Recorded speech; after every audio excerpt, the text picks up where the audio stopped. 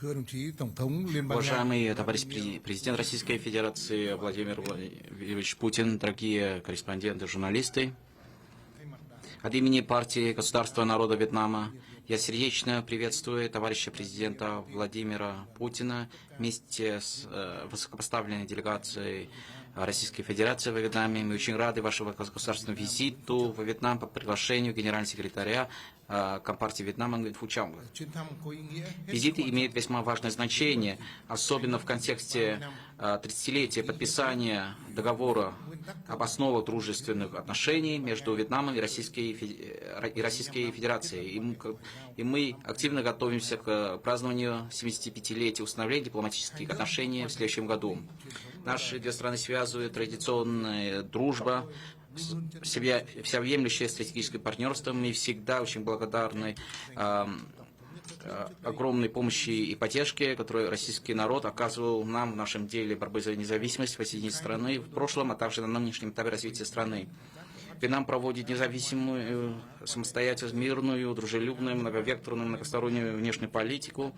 Вьетнам всегда рассматривает Россию в качестве одного из приоритетов нашей внешней политики. Мы желаем вместе с Россией развивать отношения традиционной дружбы, которая строилась многим поколениям руководителей и жителей наших двух стран. Президент Владимир Путин вместе со мной провели весьма успешные переговоры в откровенном ключе, искреннем ключе. Мы обменивались мнениями по многим областям сотрудничества, а также обменивались мнениями по международным и региональным вопросам, представляющим взаимный интерес. В целях развития наших двух стран, ради мира, сотрудничества и развития в регионе. И в этом духе мы согласовали основные ориентиры и принципы дальнейшему укреплению всеобъемлющего стратегического партнерства между Вьетнамом и Российской Федерацией. Стороны также договорились об укреплении сотрудничества в соответствии с принципом равенства, взаимного уважения, невмешательства во внутренние дела друг друга на основе основных принципов Устава ООН. Мы не будем вступать в союзы с третьими странами или в договора с третьими странами, чтобы нанести ущерб независимости, суверенитету, а также территориальной целостности друг друга. Мы не будем также выступать против третьих сторон. Мы будем всегда выступать и вносить вклад в мир, сотрудничество в регионе, в мире. Что касается политических отношений, то мы договорились о наращивании регулярных контактов, укрепить политическое доверие. Будем наращивать контакты по линии партии, государства, правительства и между парламентом, а также между министерствами, ведомствами и молодежью двух стран. Экономическое сотрудничество является одной из важнейших опор всеобъемлющего стратегического партнерства. Мы договаривались задействовать максимальные потенциалы соглашения о зоне свободной торговли между Вьетнамом и Евразесом. Мы также договорились, что будем вместе искать решения трудностей, вызванные международной обстановкой. Будем наращивать торговлю, двусторонние инвестиции. Будем также повысить эффективность проектов сотрудничества в сфере энергетики, в газовой сфере, с тем, чтобы создавать благоприятные условия для работы нашей компании друг с другом, в соответствии с международным правом, особенно Конвенцией ООН по морскому праву 1982 года. Мы также договорились изучить возможность наращивания сотрудничества в сфере новых источников энергии, как чистой энергии, с тем, чтобы способствовать зеленой трансформации и устойчивому развитию. Мы также будем наращивать сотрудничество в сфере обороны и безопасности.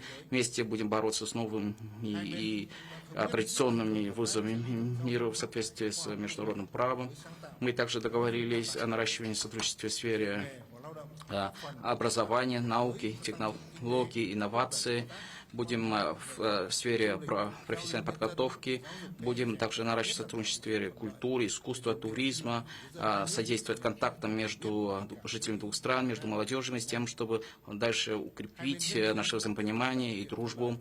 Мы также договорились о создании благоприятных условий для граждан Вьетнама в России, граждан России во Вьетнаме, с тем, чтобы они могли работать и проживать стабильно и стать реальным мостом дружбы между нашими двумя странами. Что касается международных и региональных вопросов, мы выступаем за демократичный, транспарентный миропорядок, который должен основан на Уставе ООН, включая такие принципы, как неприменение силы, угрозы применения силы, мирным решение споров.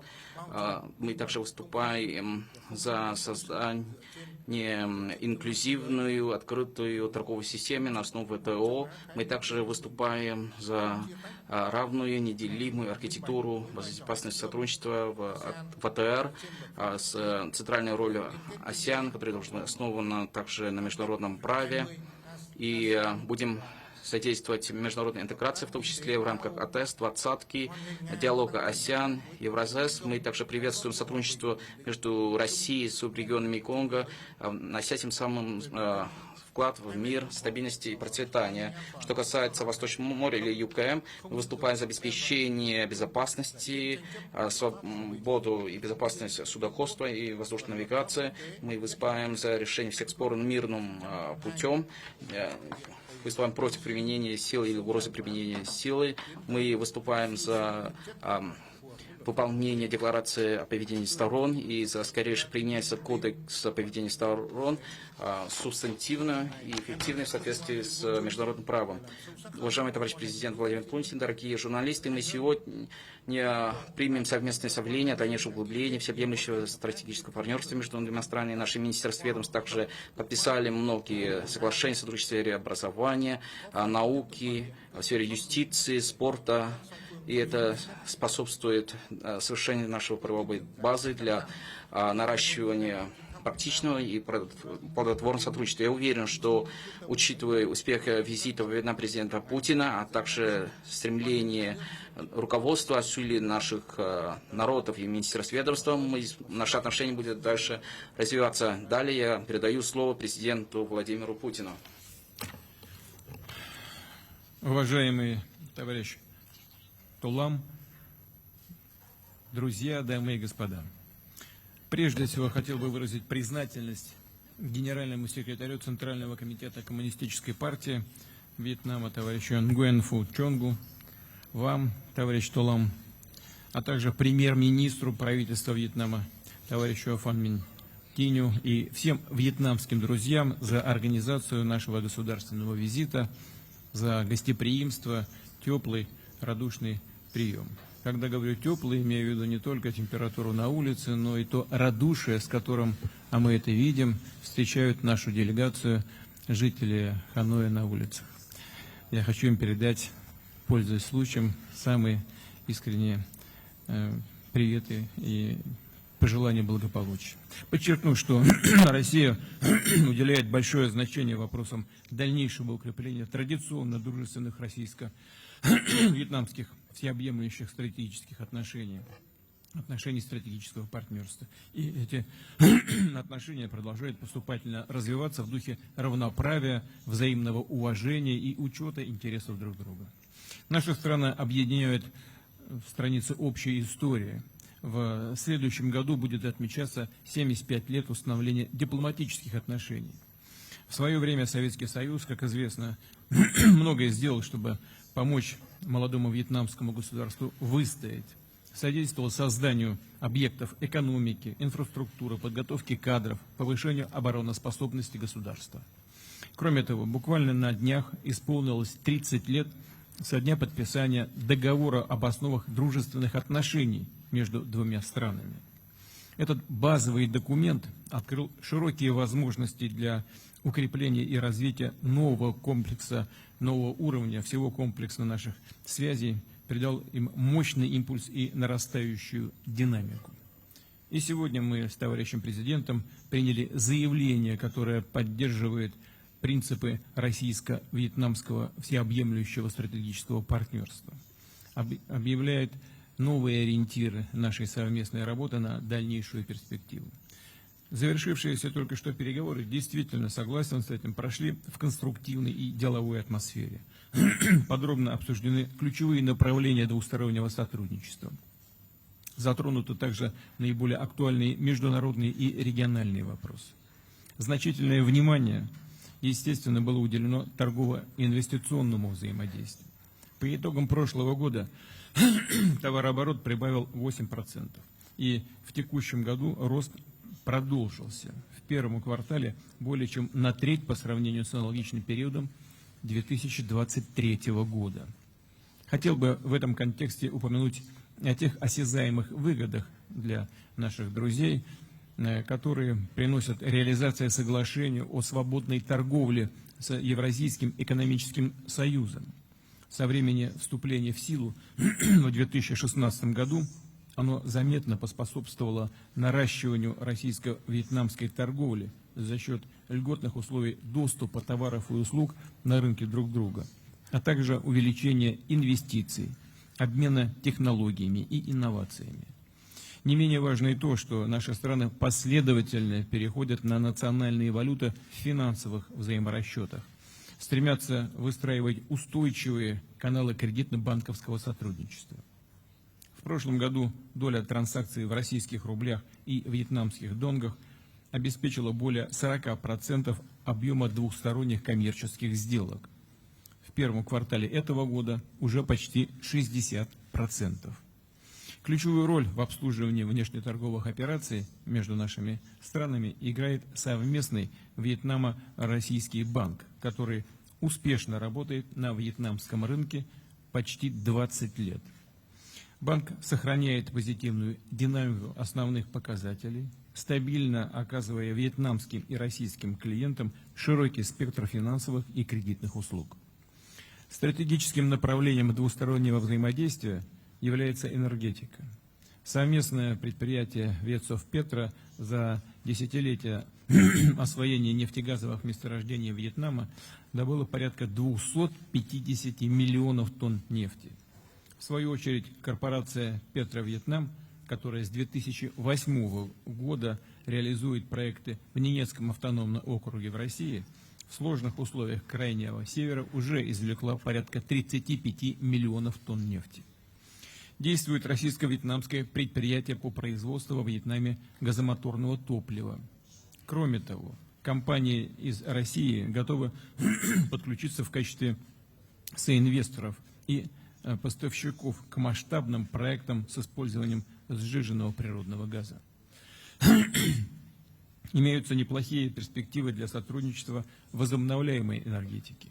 В частности, в генеральный план развития национальной энергосистемы Вьетнама уже включен совместный российско-вьетнамский проект строительства морской ветровой электрогенерации в провинции Биньхуан мощностью 1000 мегаватт. Отмечу, что российские специалисты помогли спроектировать и построить во Вьетнаме энергоузлы общей мощностью в более трети от всей текущей гидроэнергетики страны, гидрогенерации. И наша компания «Русгидро» намерена принять участие в реконструкции и увеличении производительности ГЭС на вьетнамских реках. Еще одна многообещающая сфера для расширения двустороннего взаимодействия – это мирный атом. На повестке дня сооружение во Вьетнаме силами Росатома, Центра ядерной науки и технологий, а также подготовка в российских профильных вузах вьетнамских специалистов-атомщиков.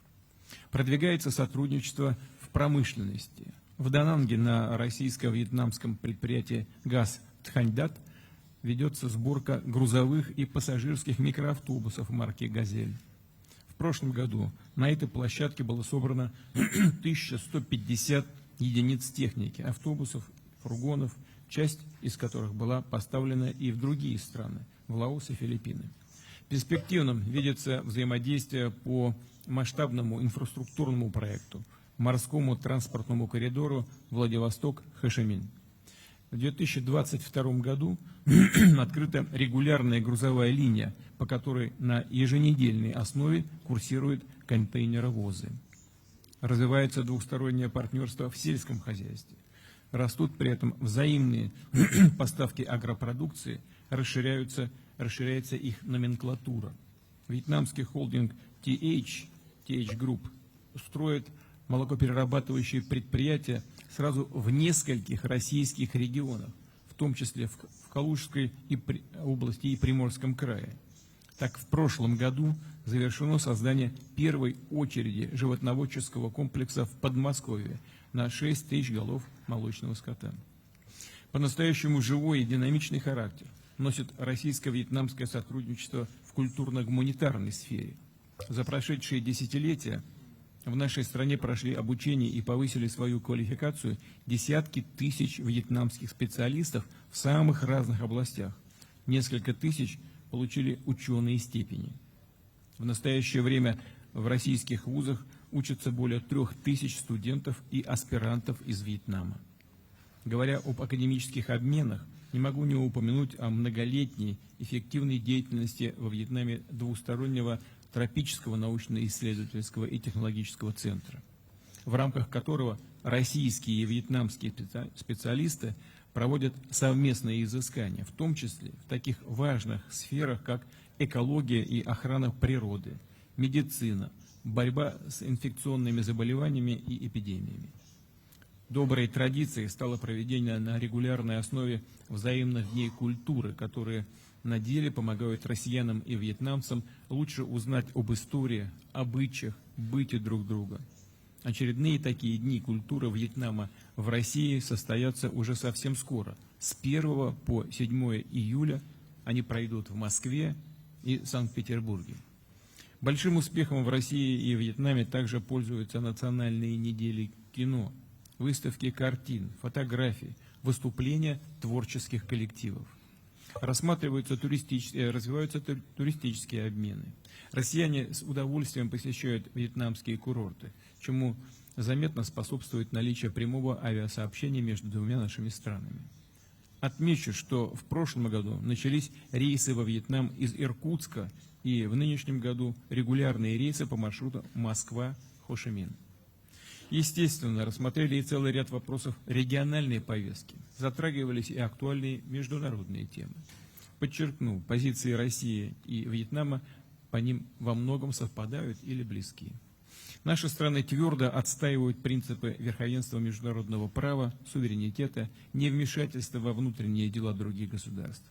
Координируют усилия на ключевых многосторонних площадках, в том числе в ООН, а также в рамках диалога Россия-АСЕАН и на восточноазиатских саммитах. При обсуждении ситуации в Азиатско-Тихоокеанском регионе была высказана обоюдная заинтересованность в построении ВТР надежной и адекватной архитектуры безопасности на принципах неприменения силы и мирного урегулирования споров, в которой не будет места закрытым военно-политическим блоком. В завершение хотел бы еще раз поблагодарить товарища президента, всех наших вьетнамских друзей за гостеприимство и содержательные переговоры. Нынешний визит, несомненно, будет способствовать дальнейшему развитию российско-вьетнамского партнерства, причем во всех сферах, по всем направлениям. Благодарю вас за внимание. Xin cảm ơn hai nguyên thủ ạ, xin cảm ơn tất cả các quý vị, cảm ơn các bạn phóng viên. Cuộc họp báo ở đây chúng ta kết thúc ạ.